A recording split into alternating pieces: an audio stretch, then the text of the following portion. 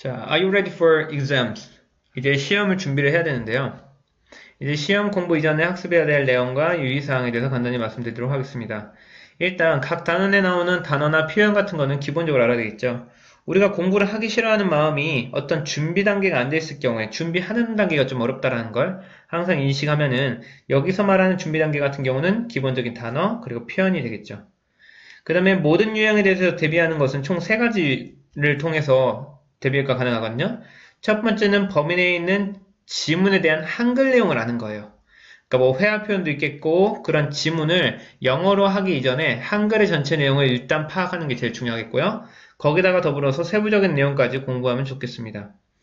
그 다음에 이것을 글의 전개 방식, 글의 흐름, 즉 내용을 전체를 아는 것을 흐름대로 이미지화를 하거나 그런 식으로 단락별로 내용 요약을 하는 걸 추천합니다. 왜냐면은 문제 유형 중에서 뭐 다음 순서, 다음 이 문장이 알맞게 들어갈 자리 이런 것들에 대한 문제 유형들이 모의고사에서 나오고 교과서 내신에서 나오기 때문에 학생들이 전체적인 흐름을 파악하는 것이 상당히 중요하고요. 그래서 전체 내용과 세부적인 내용과 별개로 각 부분이 어디의 흐름에 이제 부합되는 건지 속하는지를 잘 파악하는 게 좋겠습니다. 세 번째는 영어 접근이거든요. 사실 어떻게 보면은 영어 시험임에도 불구하고 첫 번째랑 두 번째 같은 경우는 영어 시험이라고 하긴요 그래요. 왜냐면 한글을 기반으로 하기 때문에.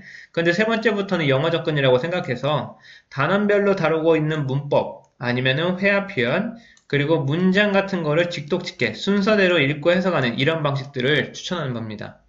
그래서 자기가 배웠던 문법들을 아니면은 단원별로 2개 정도 되겠죠. 그런 문법들에 대한 정확한 이해와 이런 것들을 통해서 이것을 독해에 어떻게 적용하는지 이것이 주 화두겠고요. 자, 기본적인 스킬입니다. 여기서 기본적인 스킬은 뭐냐? 자기가 갖고 있는 문법에 대한 기준이나 이해가 상당히 필요하다는 거죠.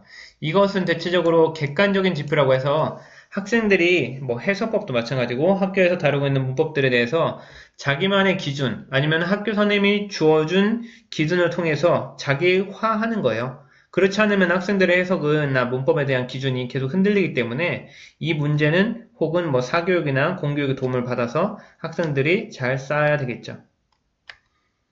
그 다음에 두 번째는 영어와 국어의 차이에 대한 이해입니다.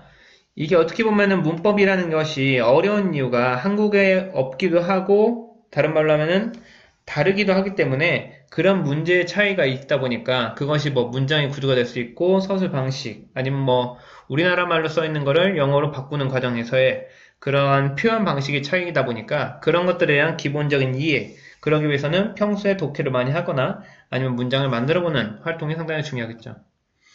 세 번째, 기존에 잘못 알고 있는 내용을 선생님이 전달한 기준이나 방법을 통해서 업데이트, 적용, 확인할 것. 이건 어떻게 보면은 학생들이 공부를 학교 가서 해야 될 이유나 뭐 사교육에서 공부를 해야 될 이유이기도 합니다.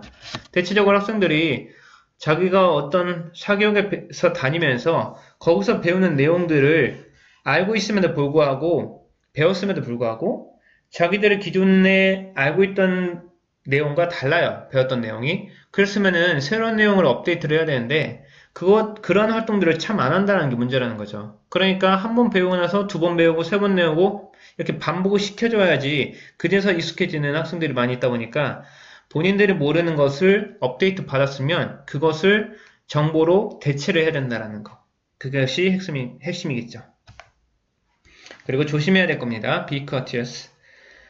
자, 한글과 영어 사이에 발생하는 서로 다른 점과 존재하지 않는 경우 이 두 개를 확실히 구분해야 돼요. 그러니까 한국어에는 없는 거, 예를 들어서 완료 같은 거, have 플러스 pp에는 없는 거죠. 그 존재하지 않는 경우는 우리나라 말로 명쾌하게 할 수 없기 때문에 이거에 대해서 민감하게 구분을 해야 되는 거. 서로 다른 것 같은 경우는 문장의 구조가 다르잖아요. 그런 것들 아니면 동사 패턴에 따른 뭐 형식 이런 것들은 서로 다른 경우이기 때문에 이런 것들을 학교에서는 너무나 많이 내기도 하고 이런 부분에서 학생들이 헷갈리기 때문에 이런 부분에 대해서 조심을 해야 됩니다. 두 번째, 정말로 확신하는 것을 제외하고 익숙함으로 문제 푸는 것은 오류와 한계가 있다고 말씀을 드리고 싶고요. 그래서 학교 시험 수준이 자기 수준보다 한참 낮으면 그러면 자기 수준이라는 것이 내가 이때까지 풀어왔던 영어 문제의 양이나 아니면 자기가 알고 있는 단어량 이런 걸 통해서 어느 정도 극복이 가능해요. 그래서 오류나 한계가 조금 늦게 올 수도 있는 건데 이거는 단순히 시기적인 차이일 겁니다. 그러니까 익숙함으로 푸는 문제는 자기가 평소에 뭐 영어로 관련된 그런 책을 읽지 않고서 뭐 아니면은 유튜브 동영상, 영어로 된 동영상을 많이 보는 사람이 아니고서야 이런 익숙함이나 이런 것들로 확신할 수는 없다는 거죠.